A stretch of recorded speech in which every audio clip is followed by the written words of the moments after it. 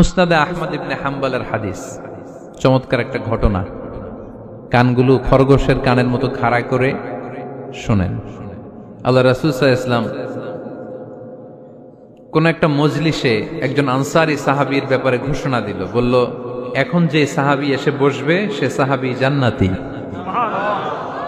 আনসারী সাহাবী এসে বসলো, সবাই তো অবাক, আমাদের কারো ব্যাপারে বিশ্বনবী এই কথা বলল না, এই আনসারী সাহাবী জান্নাতি।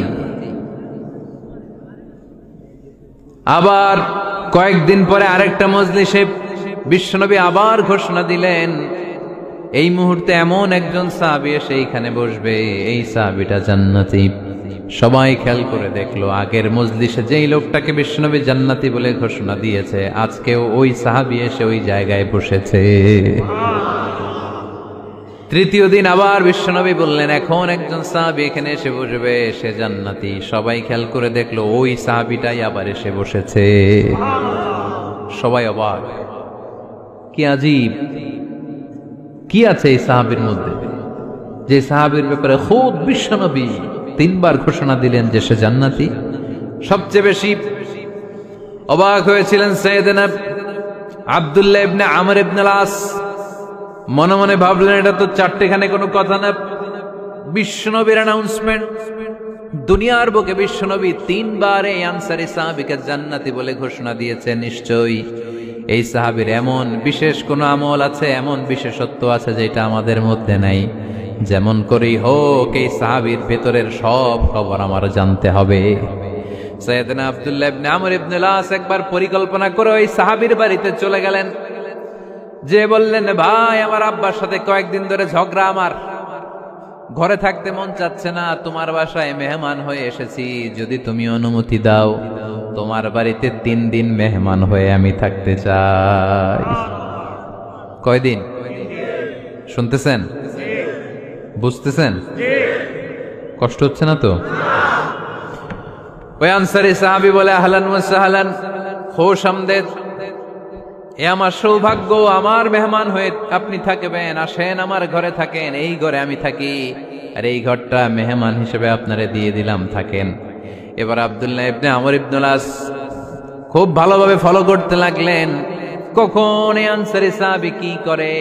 1 দিন, 2 দিন, 3 দিন পর্যন্ত ফলো করার পরে সাইয়েদনা আব্দুল্লাহ ইবনে আমর ইবনে আল-আস এমন কোন বিশেষ আমল এই সাহাবীর মধ্যে খুঁজে পায় নাই। 3 দিন গভীরভাবে পর্যবেক্ষণ, অবজারভেশনের পরে বিশেষ কোনো আমল ওনার চোখে পড়ে নাই। এবার 3 দিন পরে তো চলে যাবার পালা, ঠিক কিনা?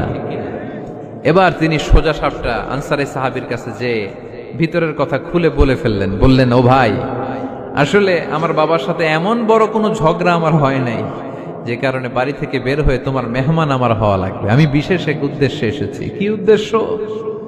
আব্দুল্লাহ ইবনে আমর ইবনে আল-আস এবার বলতে আরম্ভ করলেন, আমরা খেয়াল করেছি 3টা মজলিসে বিষ্ণু ঈসা আলাইহিস সালাম তোমাকে জান্নাতি বলে ঘোষণা করেছে, তাই আমি জানার জন্য এসেছি তুমি এমন কি আমল করো যে কারণে বিশ্বনবী ঘোষণা দিলেন যে তুমি জান্নাতি। কি এমন বিশেষ আমল আছে তোমার, আমার একটু বলো, আমি ওই আমল করে জান্নাতি হতে চাই। আল্লাহু আকবার।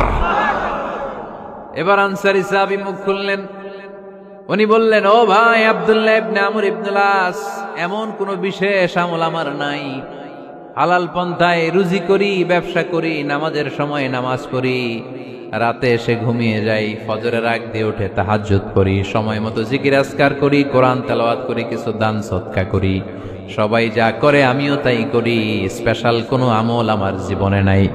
তবে আব্দুল্লাহ ইবনে আমর ইবনে আল-আস, শুনে রাখো, একটা কাজ আমি প্রতি রাতে করি, হয়তো বা এই কারণেও বিশ্বনবী আমার ব্যাপারে এমন ঘোষণা দিতে পারে। আব্দুল্লাহ বললেন, ও আনসারী সাহাবী, কি কাজ তুমি করো? এবার আনসারী সাহাবী বলতে লাগলেন, প্রতি রাতে যখন আমি আমার বিছানায় ঘুমোতে যাই, আমি কারো ব্যাপারে কোনো রাগ, কোনো হিংসা, কোনো ক্ষোভ অন্তরে নিয়ে ঘুমাতে যাই না। ওই দিন যার সাথে যা হয়েছে সবাই রে মাফ করে দিয়ে মিটমাট করে একটা প্রশান্ত অন্তর নিয়ে আমি বিছানায় ঘুমাতে যাই। ওই দিনে কেউ আমার গালি দিছে, কেউ আমার বকা দিছে, কেউ আমার বিরুদ্ধে মিছিল করছে, উল্টা পাল্টা যে যাই করুক না কেন, আমি কিচ্ছু মনে রাখি না। আবি ইলা ফিরাশি, আমি এমন ভাবে আমার বিছানায় যাই, ওয়ালাইসা ফি কলবি হিকদুন আলা আহাদ, এমন অবস্থায় আমি শুয়ে পড়ি যে আমার হৃদয়ে কারো ব্যাপারে আমার হৃদয়ে কোনো ক্ষোভ নাই, কোনো হিংসা নাই, কোনো অহংকার নাই, সব রাগ ক্ষোভ ভুলে গিয়ে সবাইকে ক্ষমা করে দিয়ে আমি বিছানায় ঘুমাতে যাই।